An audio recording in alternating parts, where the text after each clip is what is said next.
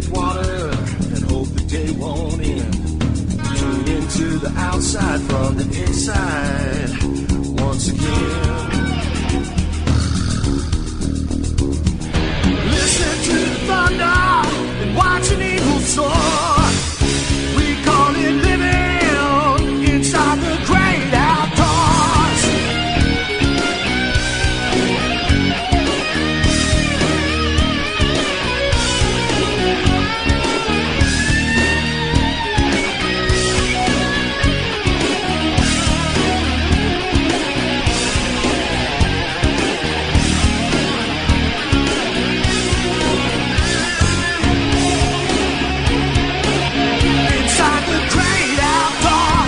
Good morning. This is Joe Castaway Coolis. You're listening to Inside the Great Outdoors. And this is Dr. Norm, sometimes called Dr. T, sometimes called other derogatory words. And sitting across from me is... the one and only. Yeah, that's for sure. Big Daddy, Carl Bachtel in studio. Boy, and enjoying the day. Limped in he's having all kind of goodies with his back and legs, but he came in, and he was even in the hospital. Yep. He persevered. Yeah. They take care of you good. What else are you supposed to do on vacation? Yeah. I mean, you guys don't go to the hospital when you get a week off of work? Oh, you were off work too? Yeah. Oh, jeez. Well, that's a good place to go. Mm-hmm. You know, you get taken care of. Food was all right. Was it? Bed was How is comfortable. hospital food? Good. It's pretty good. Is nowadays. Yeah, I think so. It's, you know. Did they give you enough? It's no worse than Bob Evans. Oh. I haven't been to Bob Evans in a while. Did they give you enough, whatever you want? I mean, sure. enough? Like, sure. And you can ask for, could I have a ginger ale? Sure. I wasn't that. The only thing they won't give you is liquor. Yeah. That's true. But you could ask for more food because you're bigger, you eat more? Nah. You could? I could. I Okay. didn't. I had enough. Oh, okay. Yeah, they usually You can give order enough. what you want. And Yeah. It's usually quite good, quite satisfying. Better than No. used to be, huh? it's not as good. Yeah. You know, meatloaf was okay. The chicken breast was okay. So you're on the mends, so to speak? I'm trying. Sort of, I guess, is the way to put it. It takes a while for that to mend. On the path. Yeah. Limping down the path. Is Well, we it should painful? Thank our audience Mm-hmm. for the privilege of their time. Sure. Yeah. At this time in the morning to listen to us, you know? Yeah. Getting up. It's sort of yucky outside. Oh, Yeah, it's terrible, rainy. Well, it was warm, you guys driving in. Yeah. It was 37 when I left, and it was dropping. It was like 35. Because the way they were calling on the weather, I thought, boy, I think I might have to leave early to go because they were talking.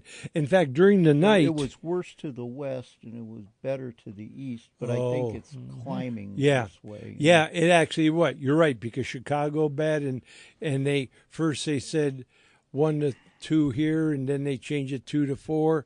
But during the night, it was snowing pretty good. And I thought, I think I might have to leave early to get in time. And I looked outside, it's okay. So I was worried, but with this weather. But we had 11 inches of snow on Thanksgiving evening. It started, I went out to friends for Thanksgiving. And You have a friend? 1 or 2. Oh, okay. Mm-hmm. 2 that I talk to pretty much every day, but that's about it. 1 some other times too, but that's the limit of it. But I got to get my favorite leftovers, and this is the first time I ever had the turkey wings. I always have the legs. But if they're giving me some, they'll give me, or I'll take a leg. And Did they give you the Pope's nose? No. Okay. But they said, we'll take the dark meat, what was in the tray. Yeah. So, the wings were in there. I've never had them. Well, they're good. They're dark meat and white meat. And there's a lot of meat on them. Oh, yeah. And now, I don't mind playing with the tendons on a turkey leg. No, me neither. I like the turkey I love the leg. leg. That's what I always get is a turkey leg. In fact, when I was chartering, Makes me feel like a barbarian holding that leg. in Michigan City, when I would charter in the spring, I would go to the store and I would buy a package of 2 turkey legs, and then I'd cook them on the boat. One so that was 2 meals. And a lot of people don't like to play with the tendons, but I don't mind. But since the turkey wings the nice were thing about the tendons is, Joe, you can pick your teeth after you. Oh, I didn't do that. But anyway, so I saw the turkey wings in there, and I thought, I'll have those. So I warmed those up. Ooh, there's a lot of meat. Oh, yeah. Wow, I was surprised. And if it's done right, what I do with the turkey is I'll take butter and I put it up under the skin. Even under the legs, and it makes that all nice and moist. Yeah. I didn't know about the leg. I know they did it on the breast. But I do that under the legs, too. But and you go from the front. You don't go from the back of the turkey. Oh, really? You go from the breast of the turkey because that skin is thicker up there. Oh, and you can get your hand up under Push that it area under. a lot better without tearing it. If you try and do it from the back, you're going to tear that turkey meat. Yeah, it's a that's good a tip for next year. Yeah. But, I really enjoyed the first time, so I thought, I'm going to have that again. So in fact, I have a turkey sitting in the freezer. So I told my buddy, if I give it to you, will you cook it? And I'll just take the 2 legs and maybe a little breast meat. But now I'll take the 2 legs and the 2 wings and forget everything else. And they can have the rest for it. So I got a turkey carcass. I'm going to make some turkey soup. Ooh. What do you like, Carl? Everything. Do you eat the legs? Yeah. Do you? Yeah. Wow. Everything. Yeah. A variety. Yeah. But of dark and light meat. Yeah. My tradition got broken on Thanksgiving morning. Uh-oh. So I always get up early. I usually go into the woods. But I get up a little extra so I could go to the gas station and get the newspaper because it has the flyers of all the sales. And then I look at it in the blind and then plan for Friday morning. So I go to the gas station. Oh, they didn't bring the paper yet. Oh. So I thought, well, I'll go to Giant Eagle. Giant Eagle, they didn't bring the paper yet. I thought, well, I'll go to a different county. Somebody So I went further away, another Giant Eagle. They didn't bring the paper. They didn't deliver the paper yet. So I went home and I looked. They didn't print the paper. And there were other people looking for the paper for the same thing like I do. So Are they older or younger than you? Younger. Some were younger. Sure? Yeah. The girl at the one gas station, when I says why I'm doing this, she says, I do the same thing. So I know there were a lot of people. So anyways, I didn't feel like going hunting with the weather and everything. So I just went home and looked online and saw what I want because I always go and buy 10 poinsettias. And so then I looked around and they had a big mat on, a floor mat on sale. And, and I needed So the one cleaning lady came and she didn't want to clean anymore, her back and her legs. Oh, it's terrible. So I got her to put up the Christmas trees for me. I have 2. So you still put her to work. She doesn't want to clean anything. She don't want to do. Wait. He's like, well, just put up the trees. Yeah, and that was hard enough to get her to do. No, I put the tree. It's hanging the ornaments. What'd you use? A cattle prod? Yeah. No, I says, would you mind at least doing the Christmas tree? She says, no. I thought, good. So me and my buddy struggled getting this huge tree up the steps. Oh, boy. So this year, after it's over, Christmas, I'm going to take ornaments off, leave them in the trophy room. They're just, it's too much of a project to get them up. So anyway, she got, and we worked, and there's some lights. We can't figure why they're not going on. So I went and bought some more little lights, too. So I got my stuff, then I went home and had some breakfast. But, yeah, they changing my routine. And but then I didn't go hunting Friday the way the weather was the weather we had, 11 inches of snow. True. But anyway, so I had a different from normal Thanksgiving. But I loved looking through the flyers. I got all the different stores, but they did have a flyer when you went to the store, so I could look through to see. But and the people at Home Depot were so friendly. I mean, every worker would say hello and can we help you? So nice to have, not people just moping around. So that was very nice. But yeah, I was moping around. You were moping around. Mm-hmm. Yeah, but I have my tradition. How about you, Carl? Oh, just mopa-dopa. You're a mopa-dopa? Mm-hmm. Ropa-dopa. I was not moping. So you got home for Thanksgiving? Yeah. Good. Part of it. Yeah. And did you have a lot of people over? Nope. No? Nope. Oh, quiet, huh? My wife and all the kids went over to her sister's, and I stayed home with the dog. Really? Me and Gilly. So what about your sleeping in my chair? What about the Thanksgiving dinner? They brought me some. Oh, okay. It's okay. I got my dinner. I got my Thanksgiving. Okay, good. Still thankful. Good.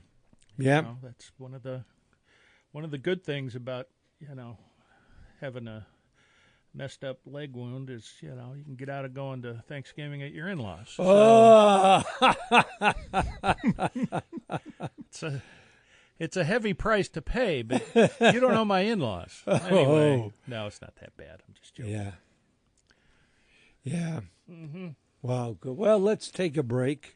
You're listening to Inside the Great Outdoors on the Sunday after Thanksgiving. And we got lots to talk about. And food, and so, but you didn't get to go fishing this week then, huh? Nope. Oh, well, we'll still talk about fishing. It's okay. And hunting and everything else. So we'll take a break and we'll be back.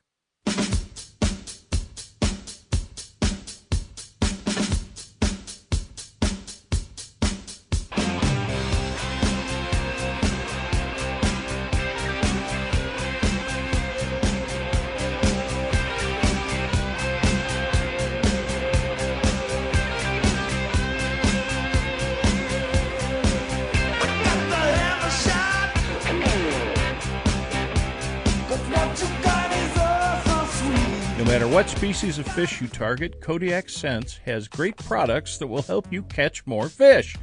One of those is Kodiak Candy, specifically designed to attract any species you fish for. Panfish, trout, catfish, or walleye, Kodiak Candy is full of freeze-dried scent. Freeze-drying concentrates the scent and makes it irresistible. Kodiak Candy even works on saltwater fish. Easy to put on the hook, this candy will get the fish's attention and trigger more bites. To order your Kodiak Candy or any of the line of Kodiak scent products, head to www.castaway.com. That's Castaway with a K. Unleash the bite with Castaway baits and scents. Their Kodiak shrimp attractant paste is Captain Bob's go-to. 15 times the scent of live shrimp, slathered on lures to drive fish wild. From freshwater to saltwater, these scents and baits are dominating tackle boxes everywhere. Don't let the big ones slip away. Visit castaway.com now and load up. It's the edge every angler's chasing. If you troll for walleye, steelhead, or even salmon, you need to check out Castaway's Magnetic Divers. The release is magnetic, so if it trips accidentally, no need to retrieve it. Simply give the line slack, it sinks and resets itself automatically. When fishing is slow, trip the diver when trolling. It will come up through the water column and very often trigger a strike because you are now covering different depths. It can be set to go off to the right, left, or straight behind the boat. It comes in 3 sizes and different colors. Why not try one today? You can order them online at castaway.com. That's castaway.com with a K. You will not only improve your fishing success, but will make trolling fun again because of no more retrieving after a false release. That's Castaway's Magnetic Diver at www.castaway.com with a K. Thanks for listening to the Inside the Great Outdoors podcast. If you have any questions, comments, or stories you'd like to share, shoot us an email at jcoulis@castaway.com. That's Castaway with a K. We'll share your comments with our audience on the following week's show. Thanks again for listening to Inside the Great Outdoors.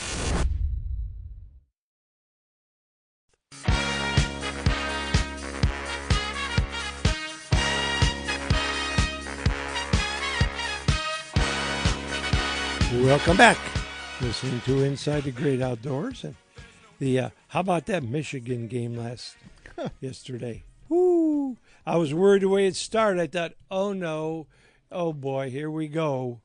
But boy, it sure turned. They didn't give them a touchdown the whole game, and didn't let them get in the end zone. Yeah, and the second good for them. The second half, bunch of cheaters. They really started to play really well. But yeah, headbutting a referee.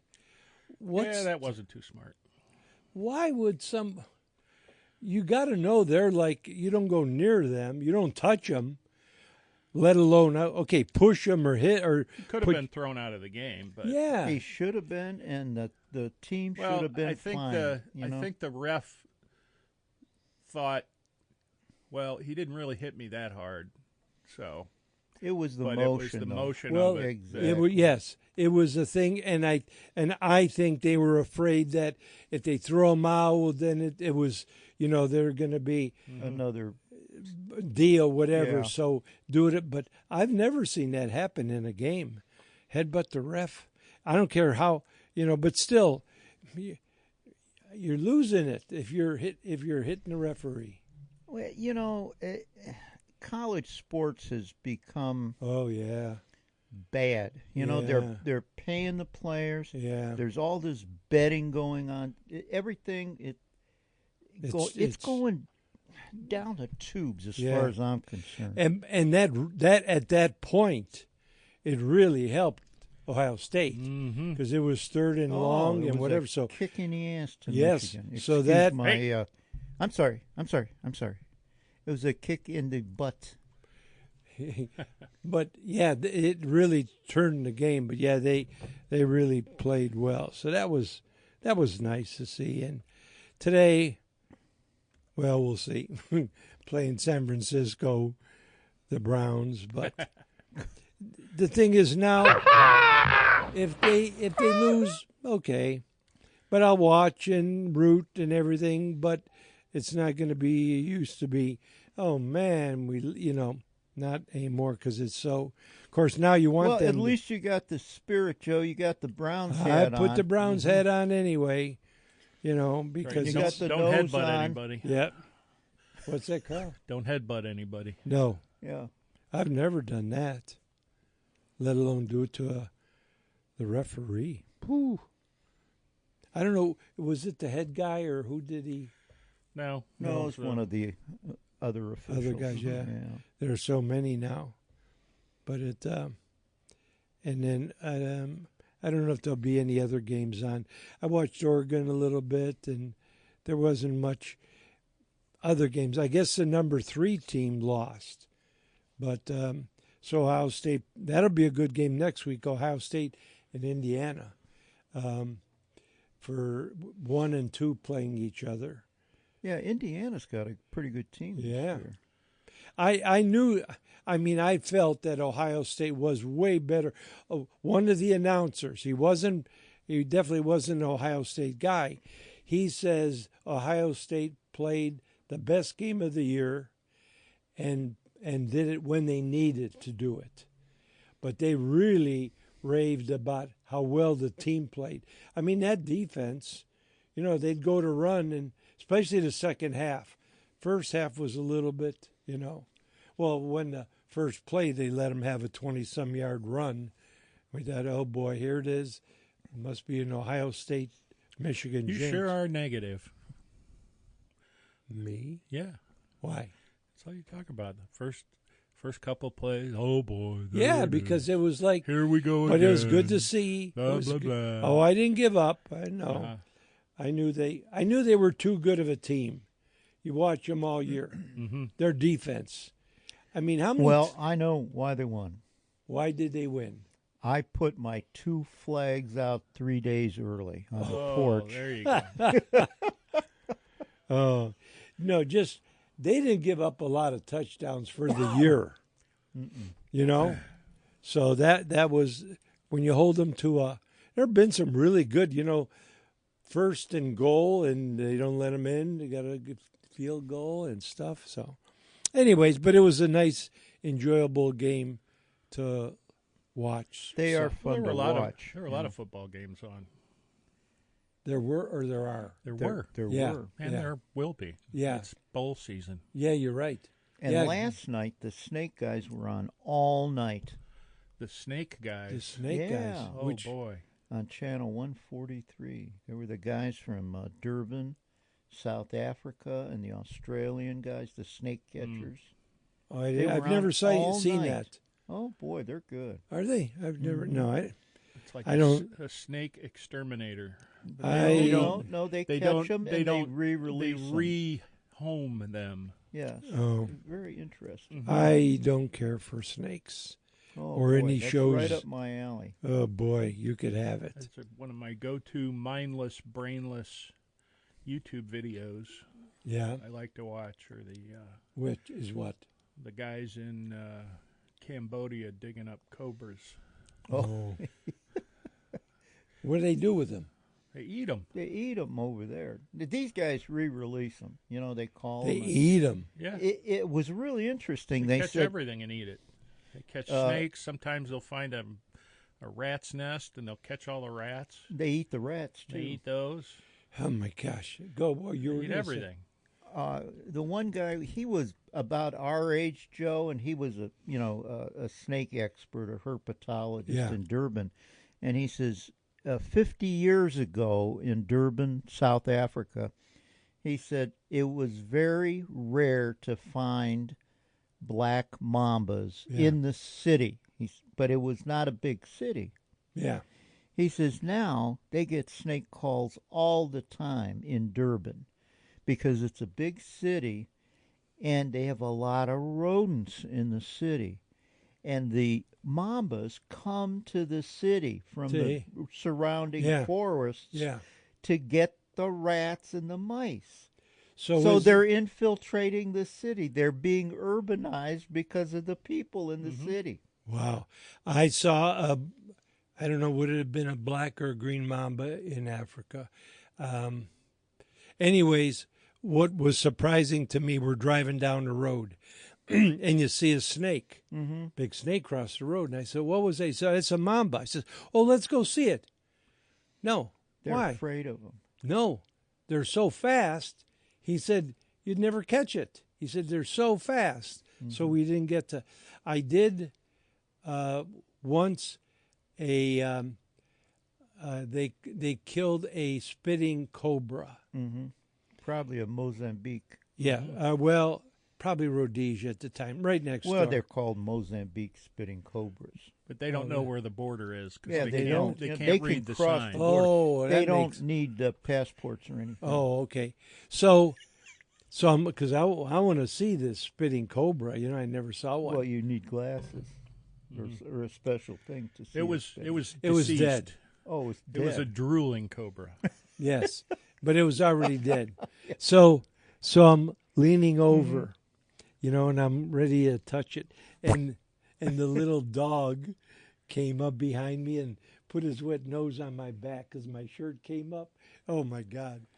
Talk about getting excited, man! I thought I was going to jump through the roof. Scared the heck out of you, huh? Oh man, because I'm ready to touch it just to see what does it feel like, And this dog hits me with his wet nose. Ooh. Sometimes a dead snake will turn around and bite you. Did you know that? No, It's true. because of True. their They're reflexes. Never touch a dead snake.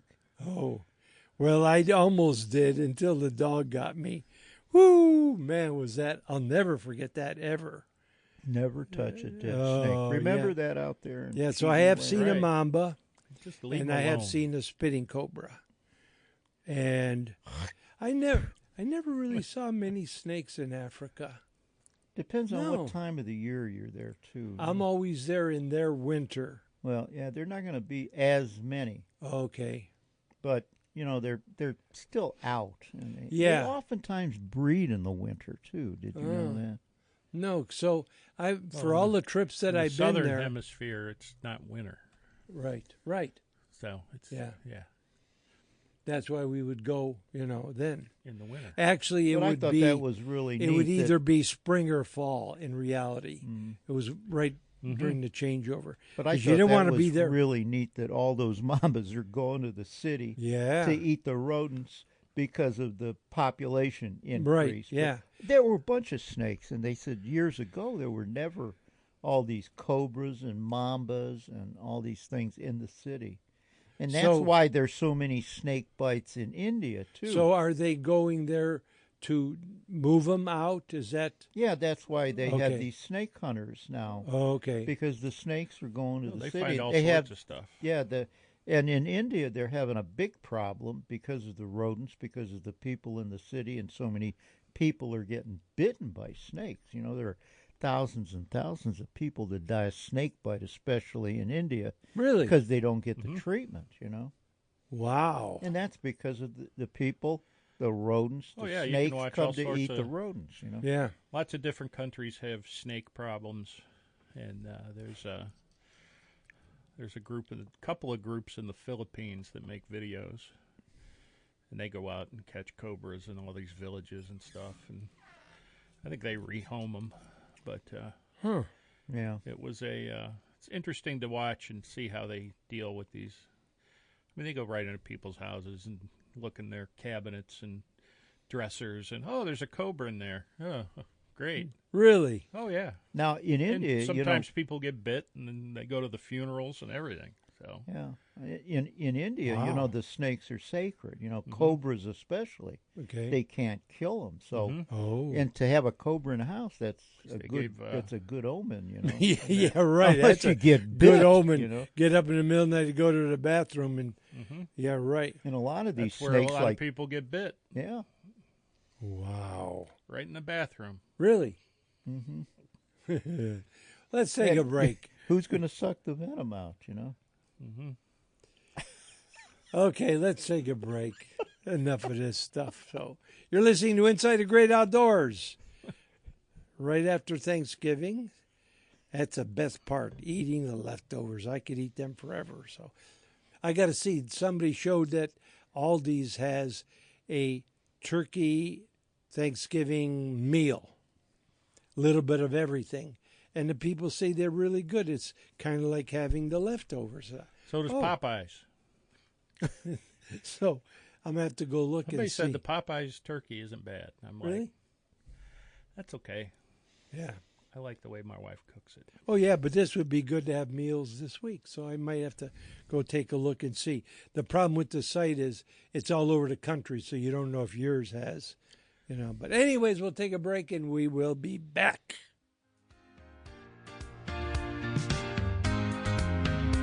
This is Carl Big Daddy Becknell for Inside the Great Outdoors Radio. We're Cleveland's only live, independent call-in outdoors radio show, and we're in need of sponsors. Every Sunday morning from 7 to 10 a.m., Castaway Coolest, Dr. Norm, Joe Keogh, and myself cover a variety of outdoor-related topics. The show podcast also runs nationally several times a week on the Outdoor Radio Network. If you own a local business and are looking for a place to advertise, Inside the Great Outdoors is for you. For more information, contact Joe Castaway Coolest by email at jcoolest@castaway.com. That's Castaway with a K. Lowest rates in town for the fastest 3 hours in radio. Inside the Great Outdoors.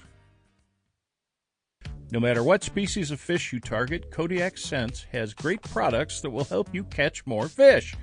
One of those is Kodiak Candy, specifically designed to attract any species you fish for. Panfish, trout, catfish, or walleye, Kodiak Candy is full of freeze-dried scent. Freeze-drying concentrates the scent and makes it irresistible. Kodiak Candy even works on saltwater fish. Easy to put on the hook, this candy will get the fish's attention and trigger more bites. To order your Kodiak candy or any of the line of Kodiak scent products, head to www.castaway.com. That's Castaway with a K. Outdoor enthusiasts, get pumped! Join Joe Castaway Coulis on his solo adventure, The Outdoor World of Castaway Coulis, on the Outdoor Radio Network. The legend is back, and now on radio.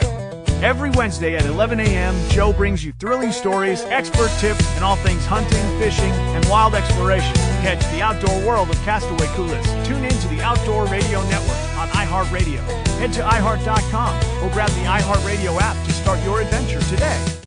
Thanks for listening to the Inside the Great Outdoors podcast. If you have any questions, comments, or stories you'd like to share, shoot us an email at jcoulis@castaway.com. That's Castaway with a K. We'll share your comments with our audience on the following week's show. Thanks again for listening to Inside the Great Outdoors.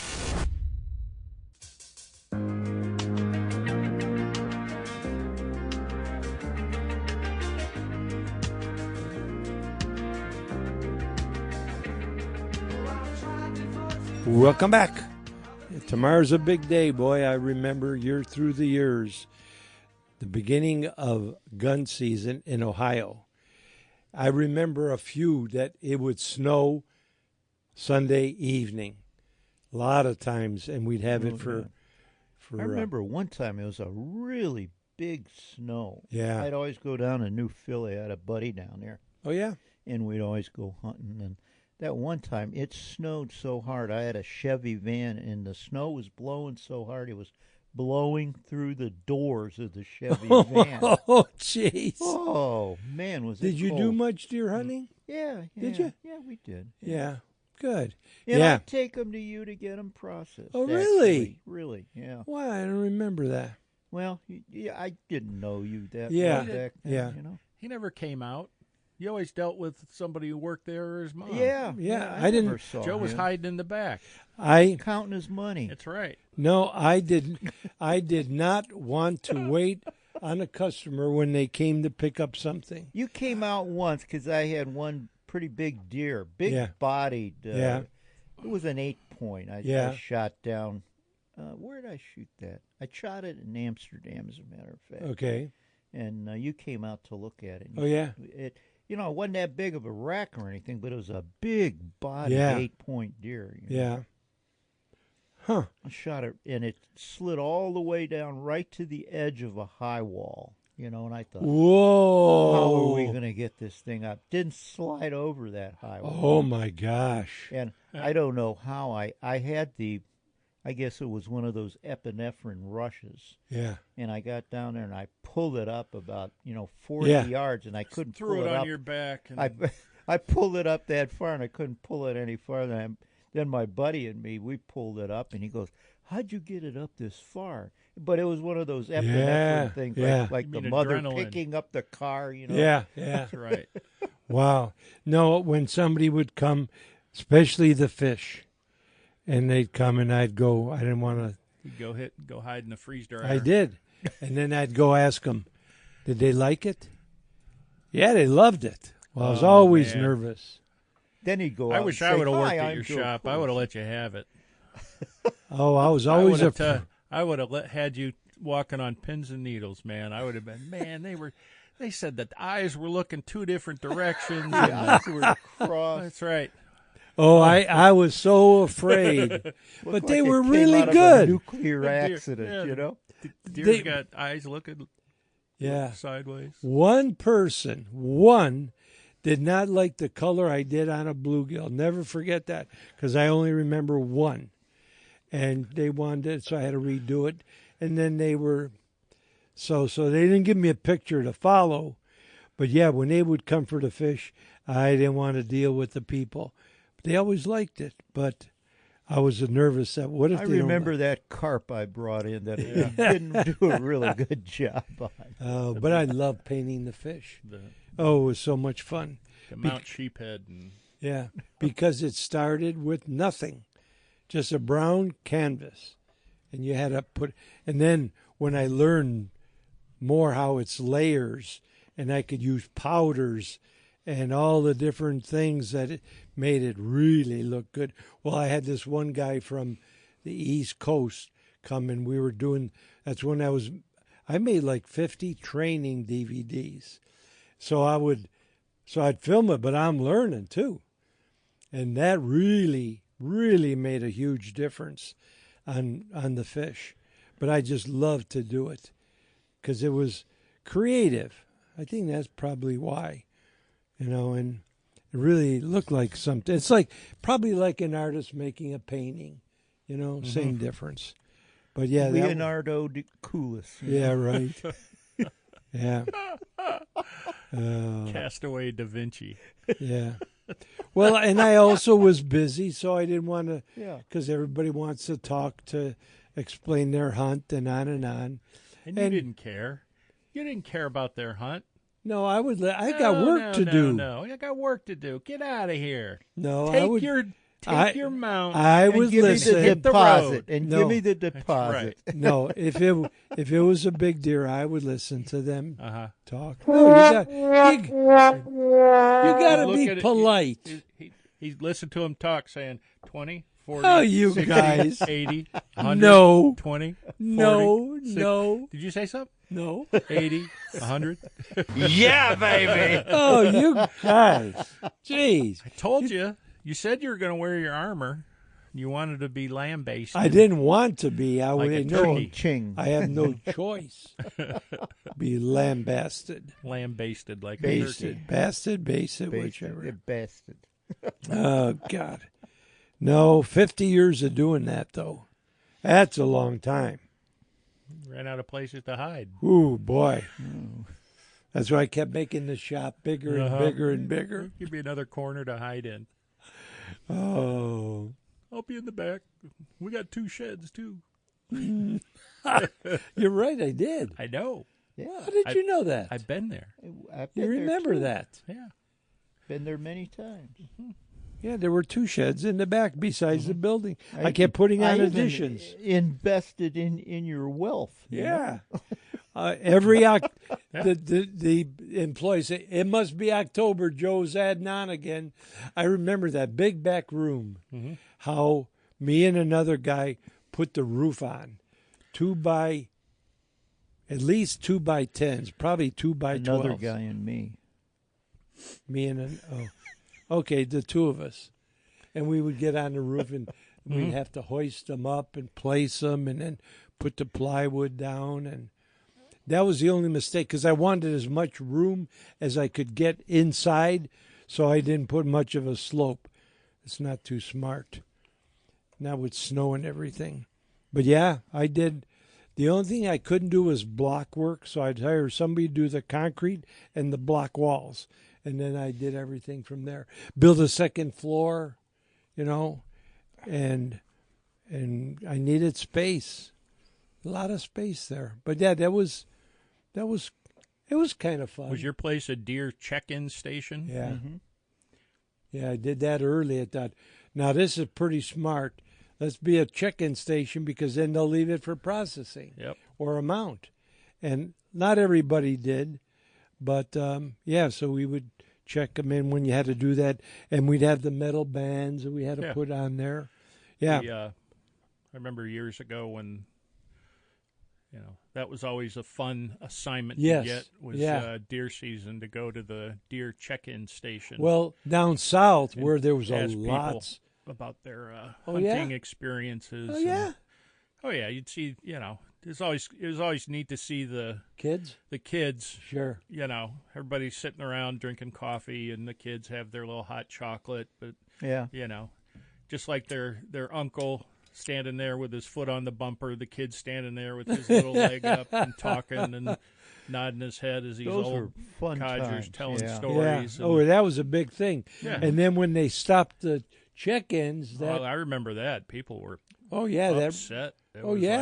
Because that was like me with my Thanksgiving.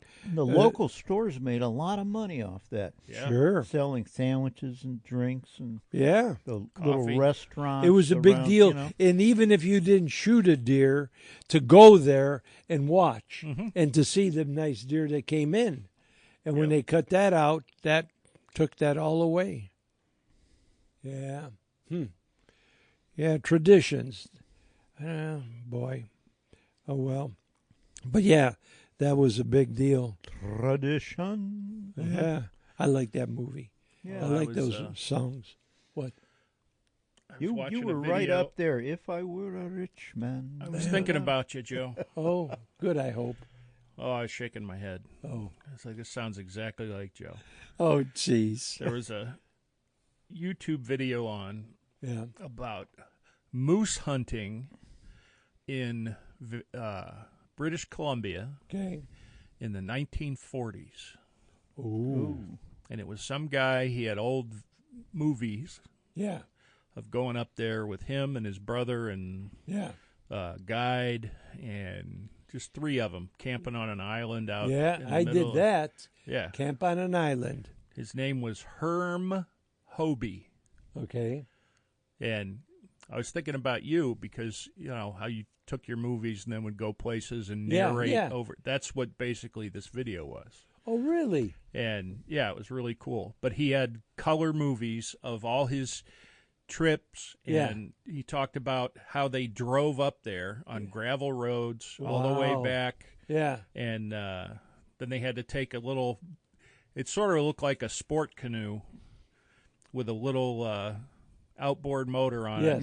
Yes. And go like 10 miles across some lake and camp on an island. And he said they took 4 cases of whiskey with them. Oh, my God. Sounds like us. And, when we were young. And he said they had, they'd use the whiskey because the wood up there, it rained a lot, and there's a lot of moisture in the air. It's very humid. Very. But the wood's wet.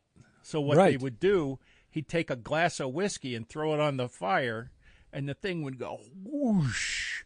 This big, huge fire going on. And it's like they're standing there, and there's this 6-foot-tall fire burning. And that's probably safer than taking gasoline and throwing on it. Yeah. He talked about the moose all the time. And they'd swim in the lake and like come to this island, and they're just sitting there. And the guy would get up and grab his gun and really, they showed him shooting at this moose. Really, and this big bull moose, huge paddle, swimming. Yeah, and he's shooting at it in the water, but he's missing it so bad. because your bullet hits the water and flies. Yeah. It ricochets. Well, he's standing, and he's trying to shoot this moose, but it's going. It's way over his back, and it hits 50 yards behind him, and they're all laughing about his shooting, and he went through so many bullets. And wow, it was really cool. Then they showed him dressing him out in the whole 9 yards. So it was neat to see how they did it. They said they had there was some Indian tribe up there, and they had a guy that one of the indigenous folks would come by if they got a moose and help them out. Yeah, and then they would keep the hide and the head, like the face. Yeah, but they would the guides would get the horns and all of that stuff, the antlers. Yeah, and but they would take, and the indigenous folks, they would sell the moose fur, the pelt skins. Yeah. And he said they'd sell them for $2.25 each for a moose hide. How many moose did they? He said in a year they'd do like 1,500 moose. What? Wow. Yeah, it was unreal. And they showed him, one of the guys had a young bull moose, and one had a big bull. And but they were. It's like we spent 3 weeks up there at this island. Oh, that's cool. Okay, well we'll take a. And you think about that, but they showed these vehicles.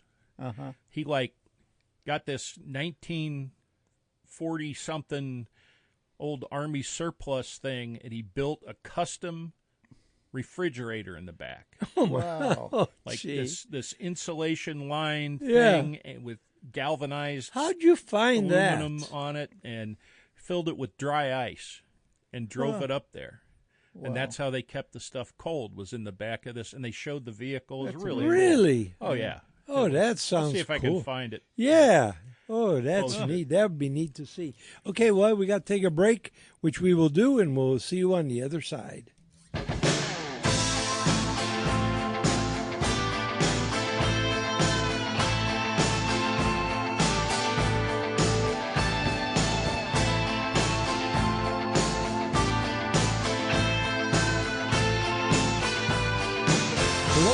fish Lake Erie and are used to fishing with dipsy divers, I think you've got to try my diver, Castaway's magnetic diver. And what's so neat about it, it's a magnetic release. So you don't have to fight.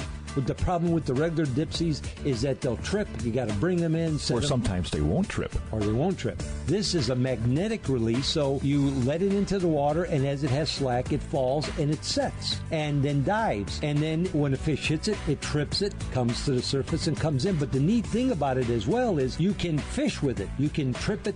You can let it come up through the water column. You can reset it. So it's a great way to get a bait down and away from the boat. So it's Castaway's magnetic diver, but it's something if you're a troller you need to look into. It's a great product and a great way to make fishing a lot easier and a lot more productive. Order yours today. Do you enjoy a good story about hunting or fishing? Then you need to get your hands on Tales from the Trails, the real-life adventures of Castaway Coulis. Take a journey around the world with Joe as he recounts some of his best hunting and fishing trips, from Africa to Alaska, from behind the Iron Curtain to Australia. You can share in his memories through the book, complete with pictures to take you on the journey. It's a trip back in time looking through the eyes of an outdoors legend. Order your copy today on Amazon or at castaway.com. That's Castaway with a K.com. Unleash the bite with Castaway baits and scents. Their Kodiak shrimp attractant paste is Captain Bob's go-to. 15 times the scent of live shrimp, slathered on lures to drive fish wild. From freshwater to saltwater, these scents and baits are dominating tackle boxes everywhere. Don't let the big ones slip away. Visit castaway.com now and load up. It's the edge every angler's chasing. No matter what species of fish you target, Kodiak Scents has great products that will help you catch more fish. One of those is Kodiak Candy, specifically designed to attract any species you fish for. Panfish, trout, catfish, or walleye, Kodiak Candy is full of freeze-dried scent. Freeze-drying concentrates the scent and makes it irresistible. Kodiak Candy even works on saltwater fish. Easy to put on the hook, this candy will get the fish's attention and trigger more bites. To order your Kodiak Candy or any of the line of Kodiak scent products, head to www.castaway.com. That's Castaway with a K. Thanks for listening to the Inside the Great Outdoors podcast. If you have any questions, comments, or stories you'd like to share, shoot us an email at jcoulis@castaway.com. That's Castaway with a K. We'll share your comments with our audience on the following week's show. Thanks again for listening to Inside the Great Outdoors.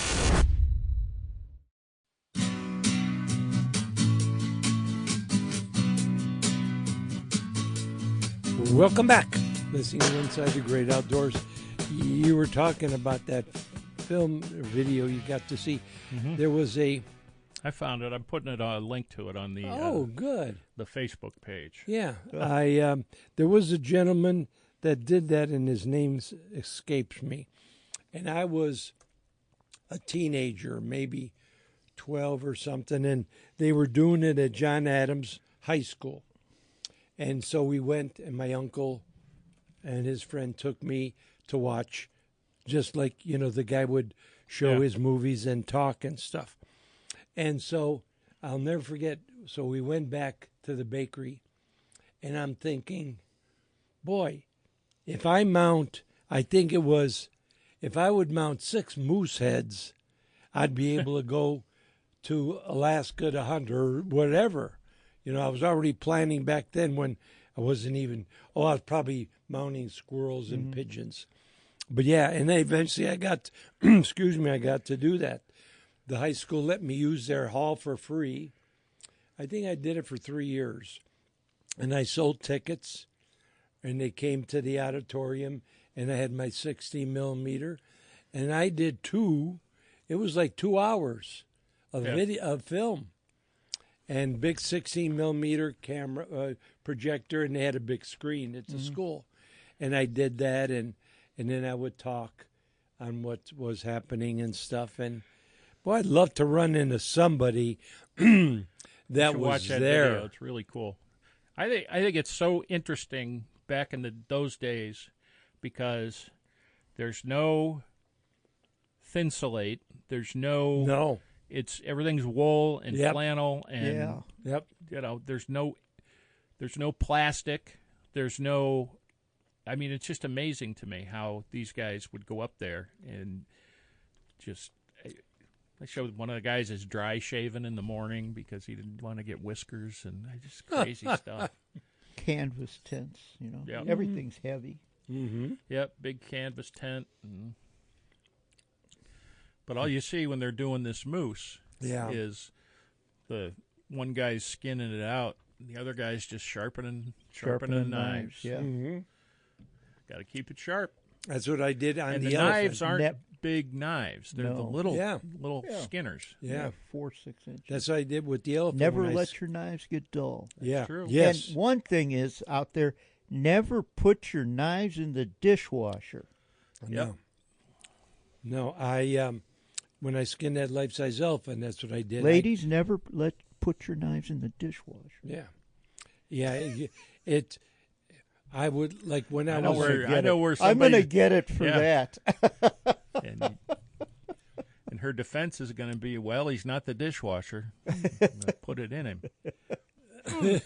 Put it Twist. As you're talking about that, I clean the blood off the knife before I put it in the dishwasher. when I first trip to Alaska, I had the video.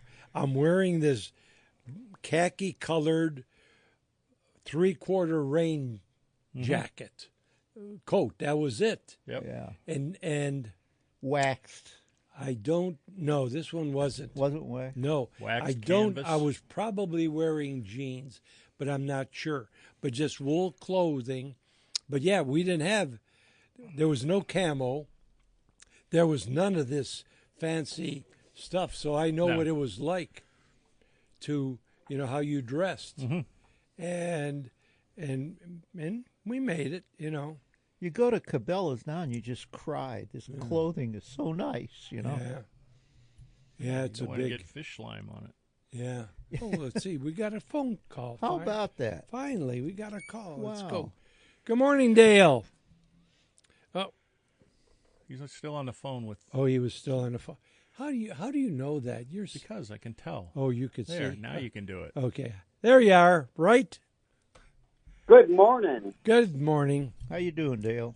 What's up? Well, I'm happy you started talking about knives. I have two questions. Question one is the rationale behind the dishwasher, because my wife puts the knives in the dishwasher. Oh, So I don't what's want to get into that. I'm going to get in big trouble, Dale.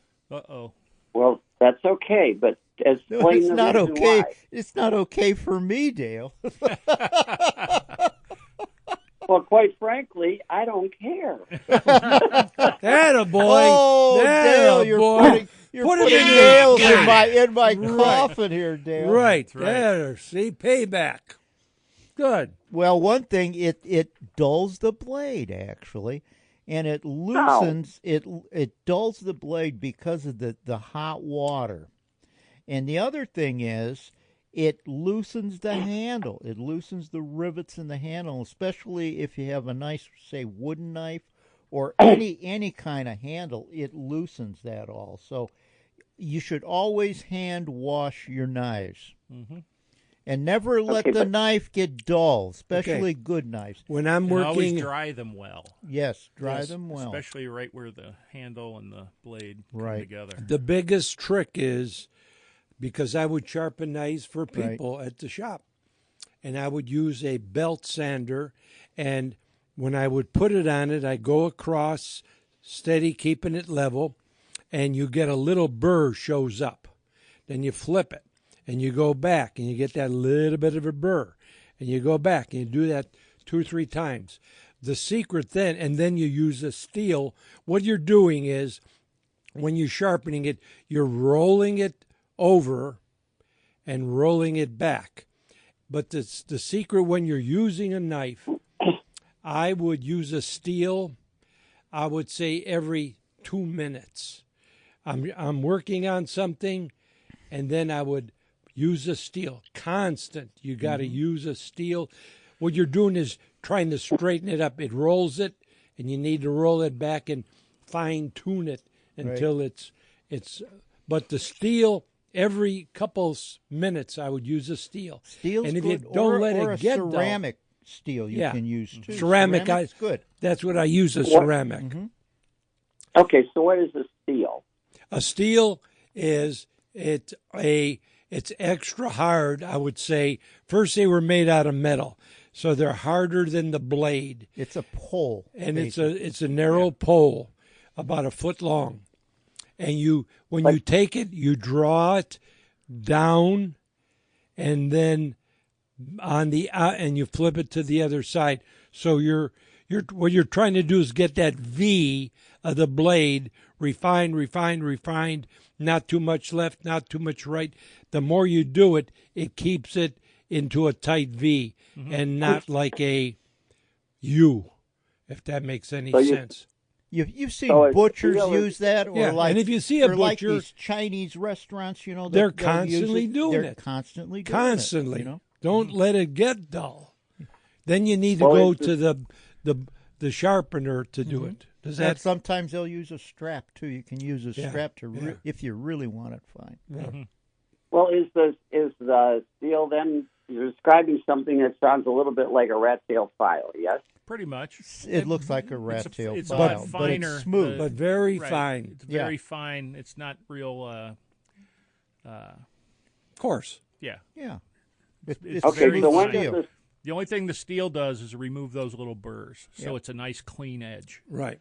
That's it. All right, but I also have a stone. What am I supposed to do with a stone? The stone, you go circular with oil or without. Or you can go in one direction and back in the other direction. And there's all kinds of stones. There's diamond stones. There's there's coarse, medium, and fine stones. Depending on how dull it is. Right. But you never. When I sharpen knives, I try never to let them get dull. No, that's why. Even if I'm cleaning fish, I might have 3 knives, all the same type of knife when I'm cleaning fish, and when one gets a little dull, I'll grab another knife. I would do that. I would have 12 knives when I'm working on deer, and when it got to that point, put it on the side. But in the meantime, constantly refining that is, I guess, the best way to say to keep that really so it's not rolled. Because if you look in a microscope, when it gets dull, the blade rolled just that minuscule amount, but you got to get, and then it's dull, and you need to bring it back, and that's what you're doing. And the way you test it is you put it on your nail, and if it digs in, then it's sharp enough. If it doesn't dig into your nail, it's not sharp enough. Well, if you saw Joe's nails, you'd know his knives were sharp. Yeah. Well, his nails are like elephant's toenails, you know. Okay. My dad used to have this thing that had like 6 little metal rollers on one side and on the other side, and that's how he would sharpen knives. What the heck do you call that? Yeah. Okay. Oh, we're up against it. That's a knife sharpener too. That's okay. We got to go, Dale. Steel, the same thing, but that's, you're right. We'll see ya. That motion of putting the knife at that holds the angle where the circular thing that's the angle you want on that edge. Okay, we're against it. That's how it cleans it. We'll take a break. We'll see you on the other side.